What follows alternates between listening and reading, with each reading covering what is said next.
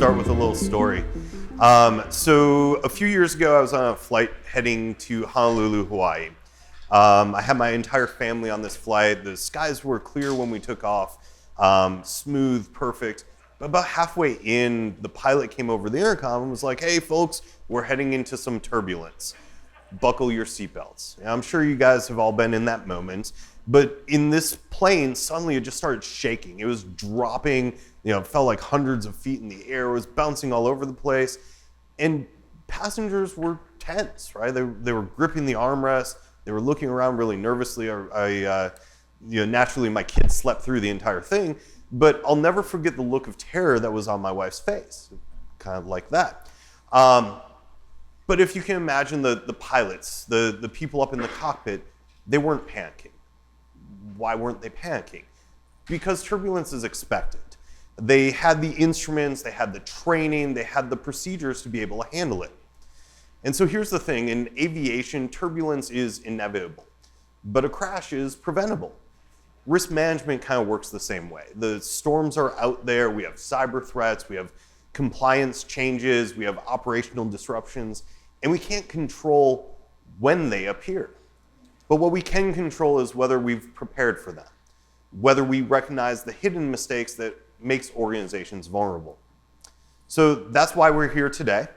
So over the next 45 minutes or so, I'm going to share the top 10 mistakes that I see organizations make in managing risk, even ones with strong CISOs and mature programs. My goal here isn't to scare you guys. It's to give you guys a clearer radar, a stronger flight plan, so that when the turbulence comes, and it will, you guys are all ready. So before we dive into the top mistakes, I want to get a quick read of the room, see who all is out here. So raise your hand if you're still tracking your risk in a spreadsheet. You guys can be honest with me. This is a safe space. Yeah, there we go. All right, so no shame in that. It's actually how SimpleRisk got started. I built it because spreadsheet-based risk management just didn't scale for me. So another question, who here does formal risk assessments once a quarter or less? Yeah, once a year, something like that, sure. It's more common than not, and you'll kind of see in my first mistake that. Another question for you guys, what about a defined risk appetite statement, something that your leadership actually signed off on? How many of you guys have one of those? We have a couple. I expected that as well, right? That's usually where we start to see turbulence between business and security. And so, next one, whose executives regularly talk about risk metrics in business reviews? Yeah, couple, all right, cool. Not nearly enough hands. That's gonna be our mistake number 2. And then last one, who's ever felt like their GRC process is over-engineered? Too much stuff going on. Yeah? All right, good chunk of you guys. You guys aren't alone. You don't need a jumbo jet for a puddle jump, right? We'll talk about that later. So just by our quick show of hands here, you can already see most organizations are flying through risk management with at least a little bit of turbulence, and that's exactly what we're going to talk about today.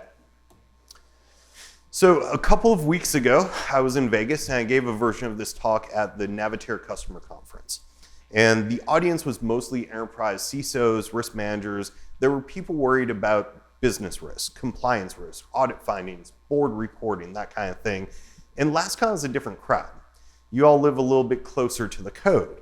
And so you're thinking about things like vulnerabilities, dependencies, CI/CD, threat modeling, maybe a little chaos engineering, right? So why should people in this room care about risk management mistakes that CISOs would make? Because those mistakes don't stay in the boardroom. They cascade down into our SDLCs. When leadership doesn't define risk appetite, development teams get mixed signals. One week it's, hey, we have to ship this super fast. And the next it's, why wasn't this threat modeled? When risks and controls aren't linked, security tests become checkboxes instead of priorities. And when our risk communication fails, who's going to get blamed when something goes wrong? The people closest to the keyboard, the people in this room.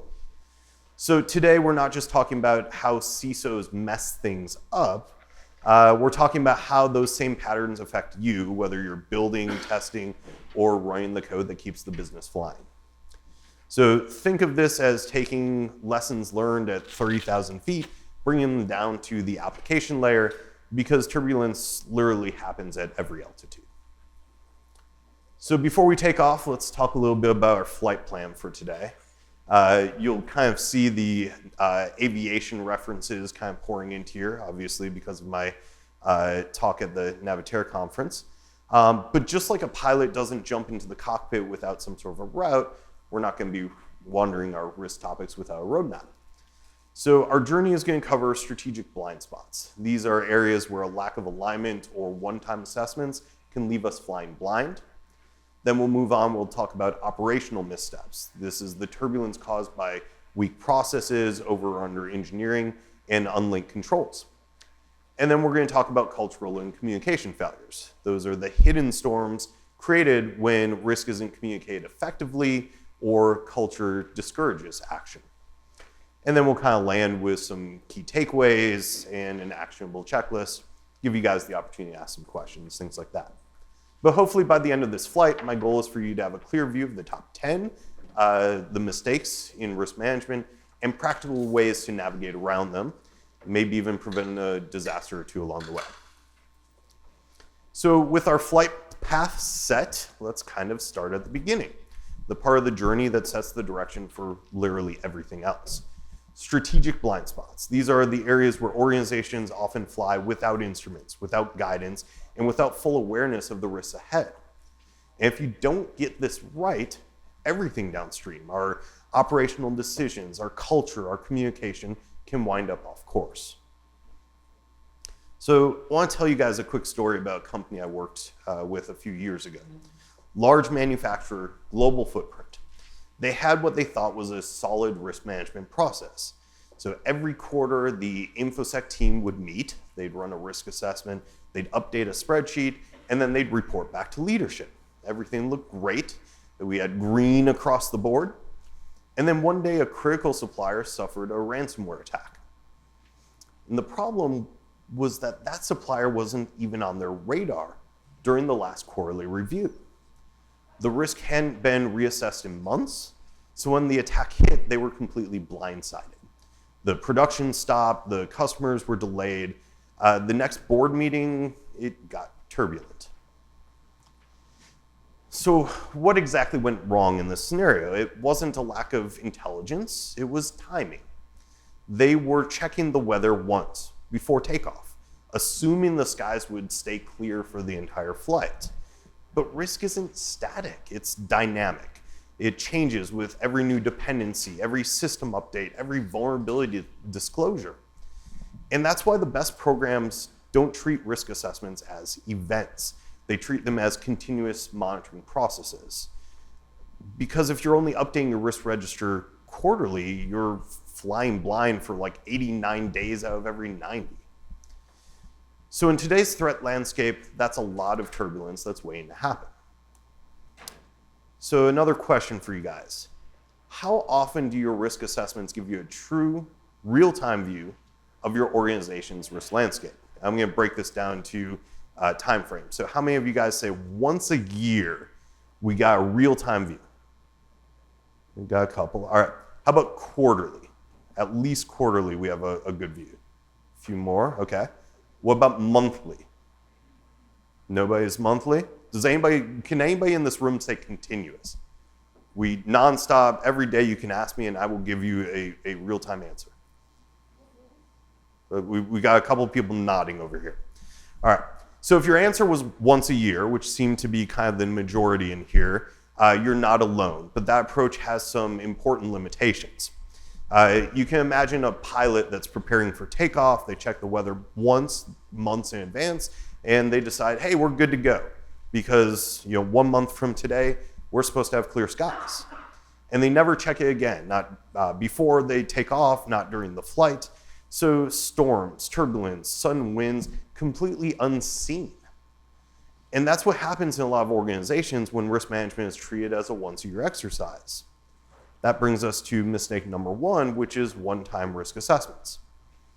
So for a lot of organizations, risk assessments looks like this. Once a year, somebody pulls out the framework. It's ISO, it's NIST, whatever. They fill in some forms, they check a few boxes, maybe they have a cool heat map, and then done, right? They file it away until next year. So the problem is risks don't follow a calendar. They emerge, they shift, they're constantly escalating. Cyber threats aren't going to wait until Q4. Supply chain issues don't respect fiscal years. Regulations don't line up neatly with your audit cycle. So treating risk as a once-a-year exercise will give you a snapshot, but what y'all really need is a radar. Imagine if the pilot only checked that weather once before takeoff, never again during the flight. That's exactly what organizations are doing with risk. So modern risk management has to be continuous, not episodic.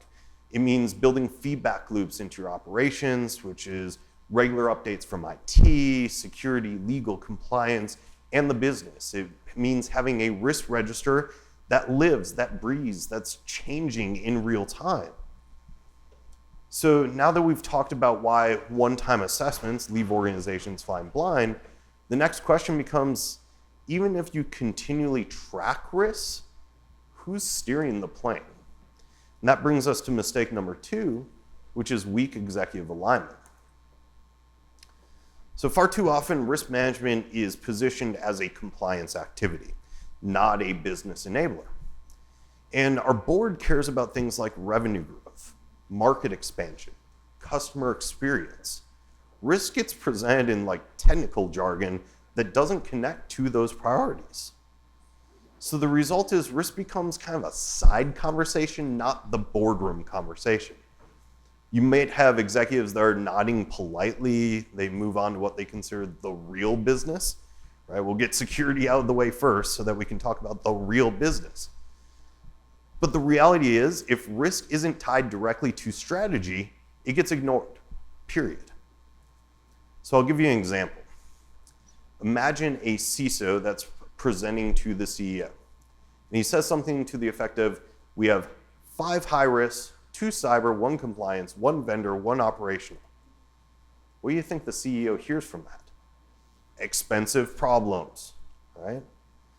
Now, if you could reframe that and say, one of these risks could cost us $25 million in lost bookings if our reservation system goes down during peak season. We're still talking about the same issue, but suddenly the conversation is about protecting revenue, which is something that every one of our executives understands. So the organizations that do this well translate risk into business impact, and then they align that with our strategic objectives. And that's how you earn executive buy-in and budget. So here's the kicker. Even when you do get executive attention, without a clear definition of risk appetite, decisions still end up being inconsistent. And that's our mistake number 3. So now imagine a plane that's preparing for takeoff, and the runway has no markings. There's no signs, no boundaries. You might get off the ground if you're lucky, but you won't know if you're on course. Am I too high? Am I too low? Probably until it's too late. So that's what it's like when an organization doesn't define its risk appetite, which is the level of risk that's willing to accept before corrective action is needed. And without those boundaries, every decision becomes an improvisation. So you see it all the time. One executive says something to the effect of, we can't tolerate even a minor cyber incident. And then the next executive says, it's fine, speed matters more than security. The result is confusion, it's conflicting priorities, sometimes dangerous exposure. So a defined risk appetite paints the runway lines. It gives everyone that shared compass of how much risk are we willing to take, where do we need to mitigate, and when do we need to hit the brakes and just flat out say no. So remember that risk appetite is not one size fits all. You might accept more market risk to drive growth, but have zero tolerance for safety or regulatory failures. The loss of human life is not acceptable. And that clarity keeps the whole organization flying in formation. So when there's no shared understanding of risk appetite, risk often gets seen only as a threat. And that brings us to mistake number 4, which is treating risk only as something to fear. Far too often, risk management is about protecting the downside. We want to stop the breach. We need to prevent the fine. We need to avoid the outage. And all that stuff is important, but it's only half of the story. In aviation, risk management doesn't just prevent crashes, it also enables safer, faster, more efficient flights. Similarly, in business, smart risk-taking opens us up to opportunities. So think about digital transformation. That was all the hype like 5-10 years ago. Cloud adoption, AI, automation. They all introduce new risks, but they also deliver competitive advantage if they're managed well. Organizations that view risk as both a threat and an opportunity shift that conversation from compliance cost center to a strategic enabler. And that's the shift that executives care about. So by now we've kind of covered the first cluster, the strategic blind spots, from one-time risk assessments to undefined risk appetite. They're big picture issues that kind of set the flight path, but even if you have a well-defined strategy, the journey can still hit turbulence. And that's where our operational missteps come in. Strategic alignment tells you where to fly, but operations determines how you get there. And if processes aren't solid, controls aren't linked to risk, or solutions are over or under engineered, the plane could veer off course, even with a perfect map. So we're going to move into the next cluster, the operational missteps, which is the turbulence that throws your risk program off track if you're not careful. Let's start with a quick poll. Oh wait, no poll. Story time, fun. So I once worked with a company where every department tracked risk in its own way. We had finance, they had a spreadsheet, IT had Jira, operations, they had a Word document that was on somebody's local drive. So at first, everyone thought they were doing a good job. We're all doing risk management, give ourselves a pat on the back. But each department saw risks from their own perspective, and they felt confident that they were managing them. And here's the problem. 3 different teams actually had identified the same major operational risk, the potential for supply chain disruption. But nobody realized that they had all identified the same thing because the risks weren't shared. Nobody connected the dots. And by the time leadership noticed, the company had already experienced a delay that could have been avoided. So it's like 3 pilots that are flying blind, right? They all think they're in control, they're all heading straight into the same storm. Now the lesson here is that siloed risk isn't just inefficient, it's actually dangerous. Risk management only works when our risks, our controls, and the insights are visible and they're connected across our organization. So in many organizations, each department ends up managing risk in its own way. You have IT tracking cyber threats, legal is handling compliance, operations manages safety, finance is looking for the fraud, and no one is talking to each other. It's kind of like multiple planes in the same airspace, each has its own flight plan, and there's no air traffic control, right? Everyone's kind of focused on their own path until they cross. And that fragmentation creates blind spots. One team might be mitigating a risk that another is unknowingly reintroducing somewhere else in the organization. Or we might end up having duplicated effort. We have different teams building overlapping controls, which wastes our time and our resources. The solution is integrated visibility, a single view of risk across our entire organization. And it doesn't mean that everybody owns every risk, but it does mean that everyone operates from the same radar screen. So when risk ownership is shared, our communication improves, response times drop, and leaders can prioritize where it matters most. So now that we've talked about siloed risk ownership, where controls fail because no one team is fully accountable, it's natural to ask, even when ownership is clear, are the controls themselves designed effectively? Which brings us to mistake number 6, which is over or under engineering your risk controls. Now, I had a different picture here, and I came across this one yesterday, and I was like, that is just too perfect. I added this picture of this like Swiss Army knife that had like every single thing that you could possibly ever want attached to it. And I saw, it was a good example of over-engineering. I saw this picture of, I think that's a Lamborghini or something that's on a, I'm assuming they're trying to transport it somewhere, and I was like, no, that's pretty awesome. So on one side, you have over-engineering, organization that's so focused on compliance and controls that every process has a dozen approvals. You have multiple redundant tools, and then reports that nobody ends up reading. It ends up slowing everything down. Our innovation stalls, employees are getting frustrated. You end up with this box-ticking culture rather than effective risk management. On the other side, you have under-engineering, where you don't have enough controls. You have weak procedures, and there's no clear accountability. So it's like flying a plane with missing instruments. You hope everything goes smoothly, but when the turbulence actually does hit, you're completely unprepared. So the key here is balance. We want controls that actually mitigate risk without creating unnecessary bureaucracy, and we want simplicity wherever possible without leaving critical gaps. So in aviation terms, over-engineering is like having 6 redundant seatbelts on a single seat, which would be incredibly cumbersome, confusing, unnecessary. Hope we'd all agree on that. Under-engineering is like having no seatbelt at all, which is risky and probably dangerous. Now, the lesson here is that you should build just enough structure to manage your risks effectively, no more, but no less.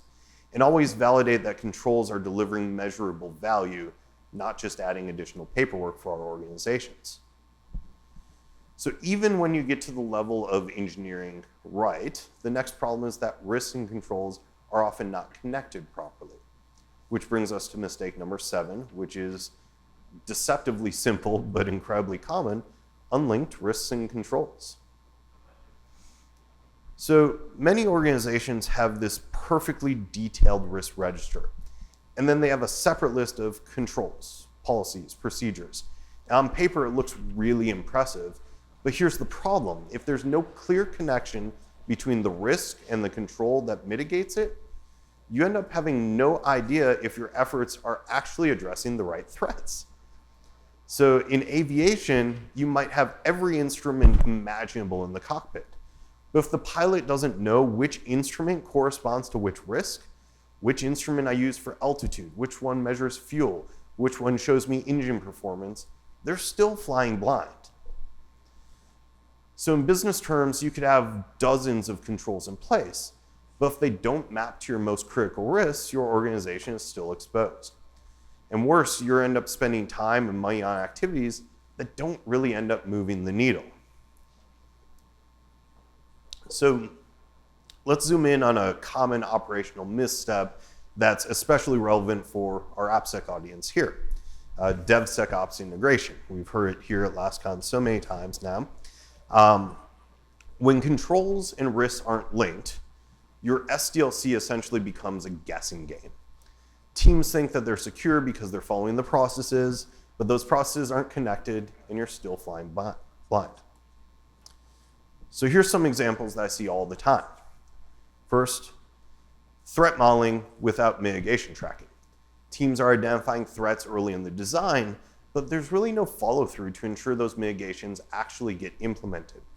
It's like identifying turbulence on the radar, but then not plotting a course to get around it.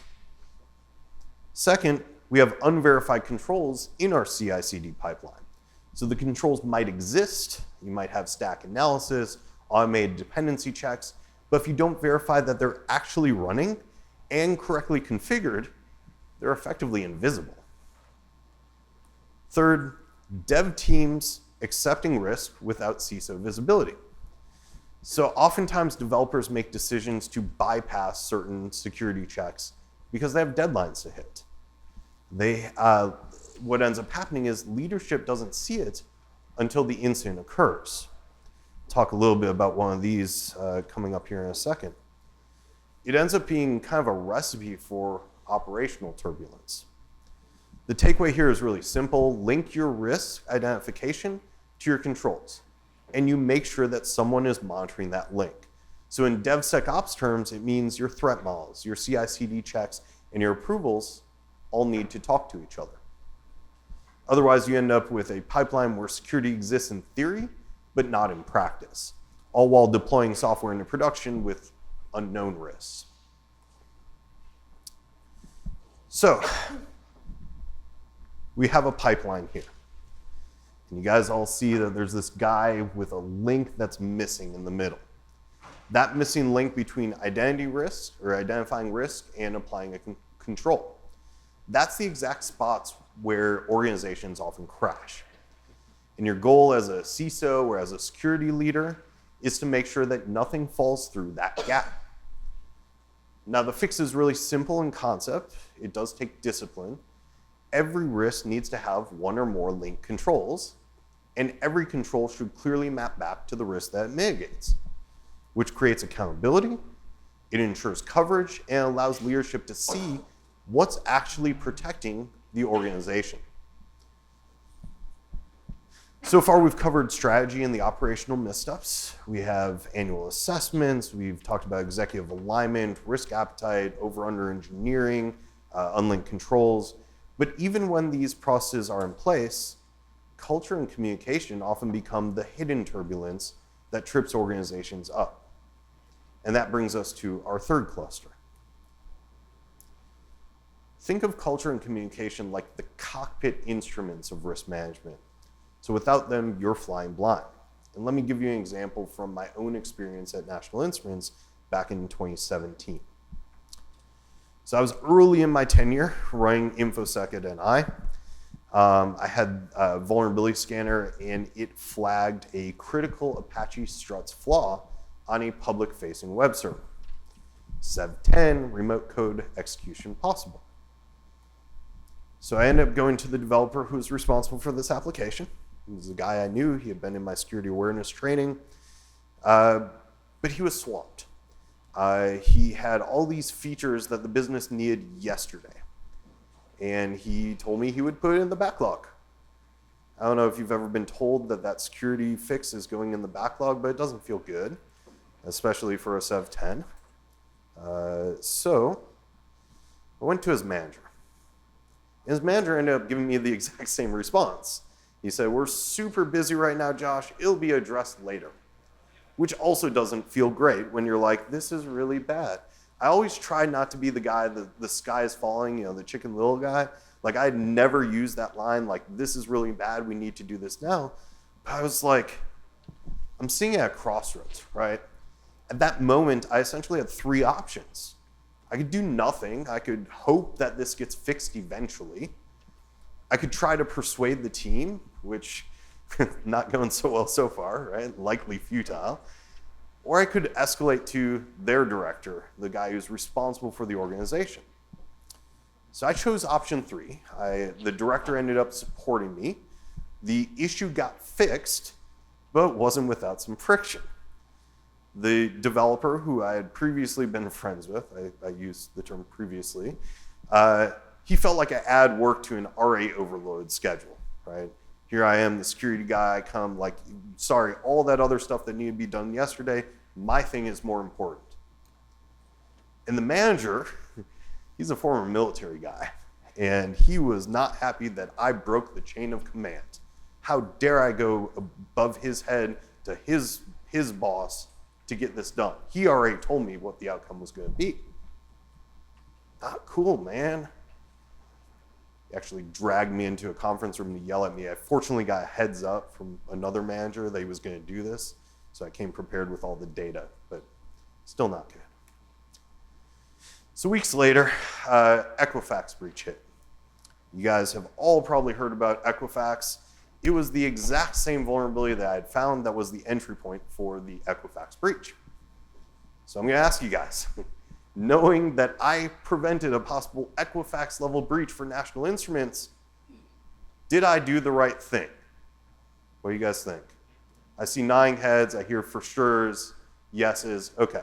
Does anybody disagree? Nobody. All right. Room of security people, I'm in the echo chamber, but thank you for your support.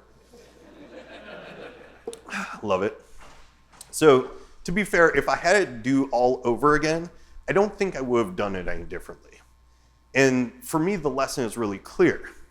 Emerging risks don't really wait for schedules. They don't respect our processes. They don't live in our comfort zones. Culture and communication can make or break our ability to respond. So just like the Apache Struts vulnerability, a lot of new threats appear before anyone recognizes them as critical. And if organizations aren't constantly scanning the horizon, communicating effectively with each other, and empowering the right people to act, the risk can escalate into potential disasters. These emerging risks, they aren't hypothetical. They're happening every day and oftentimes quietly in the background. And that brings us directly to mistake number 8, which is ignoring emerging risks. So a lot of organizations are so focused on known risks, cyber risks, compliance, operational, that they miss these new evolving threats that oftentimes appear overnight. They might be technological, like AI misuse. We've seen a lot of talks today about that. Or things like supply chain automation failures. Could be geopolitical, like trade restrictions. Might even be environmental, like climate events that disrupt our operations. So think of this one like a pilot that's flying into clear skies, and all of a sudden they're blindsided by a sudden storm. So if you're not constantly scanning ahead, monitoring the horizon, adjusting your course, you're going to end up being reactive instead of proactive. And the reality is that risk landscape evolves faster than most of our governance cycles move. Emerging risks aren't going to be in last year's heat map or your annual assessment. They need continuous horizon scanning, threat intelligence, and scenario planning. So organizations that embrace this mindset can identify potential threats early. They can prepare their mitigations in advance, and they can even turn emerging risk into opportunities. So competitors may be hesitant to adopt new technology or practices, but you saw that coming. So you were able to get the risk out of the way and embrace that technology. So we've established that emerging risk requires constant vigilance, horizon scanning, scenario planning. But even when you identify these risks early, another problem often undermines your ability to act effectively. That's poor quantification. Many organizations rely solely on quantitative measures. Those are those red, the yellow, the green, or high, medium, low that you see. While that gives us a sense of priority, which is kind of the goal behind our risk management here, it doesn't communicate impact in a meaningful way to our decision makers. So think about your board, your CEO, your business leaders. They don't make funding or strategic decisions based on a colored square on a slide. Right? They're not making the decision based on the fact that that's green, therefore I go. They want to know, how much could this cost us if it happens? How likely is it to happen? What's the potential impact on our revenue, on our operations, on our reputation? So in aviation terms, it's like telling a pilot, altitude risk is high, without telling him how many feet above the minimum safe altitude you are, or what could happen if you descend further. The warning is useless without the context that surrounds it. So quantifying risk, even roughly in financial or operational terms, allows our leadership to prioritize resources, to approve mitigations, and to make informed decisions. Without it, risk remains kind of a vague advisory exercise, and your team ends up losing a lot of credibility. Even when risks are quantified, poor communication can keep leadership from acting. Which brings us to our final mistake, which is ineffective communication. So you can have all the right assessments, the controls, even the quantifications, but if the message doesn't land with your audience, it's as if it never existed. And a lot of CISOs struggle with this. They present complex risk data in technical terms that executives or board members just straight up don't understand. And the result is missed funding, delayed mitigations, or decisions made based on intuition rather than evidence. So think of this one like a pilot trying to give instructions over a radio that's filled with static. the flight tower doesn't receive the message, and you're still flying blind. Now, the solution here is tailoring communication to your audience. You need to translate technical risk into business impact and decision-relevant metrics. Use stories, scenarios, analogies, like the turbulence ones that I've been giving you, to make risk tangible, something that they understand. And provide clear options and recommendations. Last thing I like to hear is when somebody tells me, I have this problem, but they don't provide a solution, a suggested course of action. All right. So by this point, we've talked about our strategy, our operations, and our culture, and how all of them play this role in managing risk effectively. But I want to leave you guys with one image that kind of ties it all together. Think of your CISO, whether it's you, whether it's somebody in your organization, think of them as an air traffic controller. Think about what the air traffic controller does for a second. They don't fly the planes, they don't fuel the planes, they don't even design the planes they're flying. But they do make sure that every single one of them gets where it needs to go safely, without crashing into each other. As CISOs, we're in the exact same position. We can't control every plane in the sky, every developer's decision, every vendor's configuration, every new initiative taking off before security signs off. We can't control those things, but what we can control is the communication. We can make sure the right people have visibility, the right teams are talking to each other, and that the risks are being called out before they turn into mid-air collisions. That's culture. Culture isn't a policy, it's not a framework, it's not a dashboard. It's the invisible coordination between people that keeps our organization flying smoothly, even when there's turbulence. So if you take one thing away from my talk today, it's this: you don't have to control every plane. Just make sure everyone's tuned to the same frequency. So let's pull together these key lessons on how to navigate safely. So here's what I want you guys to take away from today. First off, risk management, continuous, not episodic. Annual assessments are not enough. You need living, breathing processes. Second, alignment with your leadership is critical. Risk is a business conversation, not just a technical one. Third, balance your controls effectively. Over-engineering will slow you down. Under-engineering leaves you exposed. Fourth, link everything. Risk, controls, quantification, and communication, they all have to be working together. And fifth, culture and communication matter. Emerging risks, quantification, and messaging can't be ignored. The right culture ensures your program is going to be resilient and actionable. So now it's time for us to take action. I want you to look at your own program. This is another one that I saw yesterday when I was looking at pictures. I was like, oh my God, that's amazing. So look at your program and ask yourself these questions. First, where are you flying blind? Second, which controls in my organization aren't linked to real risks? Third, are your risk metrics truly meaningful to the board? When I tell the board this, is this something that they can take action on?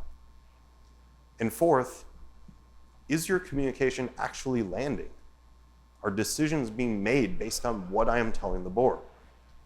And my challenge to you guys is to identify the top one or two of these turbulence points in your program this week.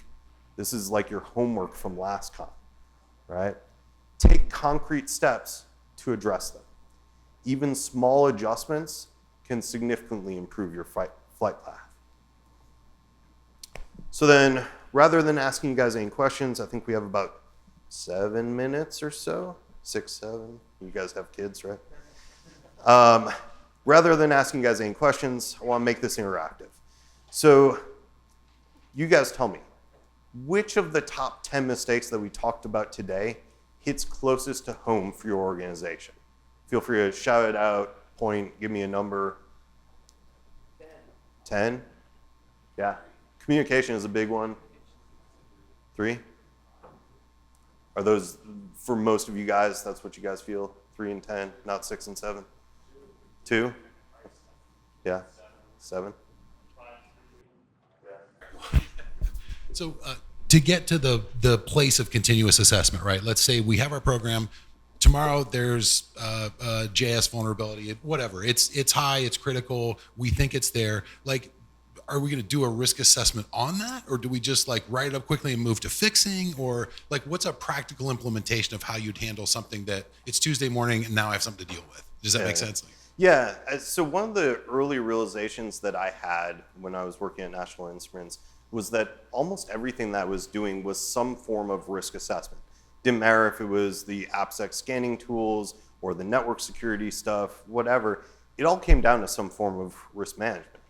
And so I think we have to apply that mindset anytime we're interpreting the results of these tools, right? When we take this scan result that says you have a vulnerability, okay, what type of vulnerability? Let's use our lessons here, right? How do we define this vulnerability in terms of business impact, not CVSS score of 10, because we heard in our keynote how messed up that is. How do we define this vulnerability in terms of risk terms? Is it publicly accessible? Could it cause a loss of service or things like that? And now once we've contextualized these things, I think it gives us the ability to take action a lot better. And maybe if you're still having those communication issues and people are still saying no, that's probably a bigger picture thing where we need to start getting executives on board. We need to start talking about risk management and the processes and things like that. That's really what that last bullet is about. But I think the more that we kind of inform and understand our entire organization about what risk management entails and how it benefits everybody, I think the more willing people are to follow that stuff, especially if we're not just dropping a CVSS 10 on their desk and being like, go figure it out, right? Let's have an actual risk-based conversation about what this means. Yeah. Yeah. I can give you business network example. Give them the thing. If you don't mind, if you want to where everybody gets better. This is your opportunity to shine. If you want to look at ways to be very popular with executives and turning risk into an enablement, consider the non-security benefits of the things that you do. So I've had half a dozen now items that have been multi-million-dollar savings to the companies from non-security benefits. For example, identity and access management programs that save millions of dollars a year by simply getting people onboarded, all the things they need as soon as they start. Recently, cutting down on the friction associated with application development and CI/CD pipeline, that's going to be about $400,000 a year in savings by just reducing the friction. Yeah. So there's a lot of that out there. It's security is not always the giant sucking hole that people think it is. So. Yeah, to your point, many years ago, I did a series of talks on how to win friends and influence people, the Dale Carnegie book. And it's amazing how relevant the lessons that were written for salespeople are for us as security practitioners. We don't often realize this, but we're selling ourselves. We're selling our ideas constantly. And to your point, it's not necessarily about how it benefits us. It's about how we can frame it so that they understand how it benefits them. And I think that's kind of the crux of what you're saying is, like, I needed to frame this in a way that the business understood that benefits them, and now all of a sudden we have this common understanding. Yeah. Anybody else? Awesome. Thank you guys for your time today. Enjoy your last one.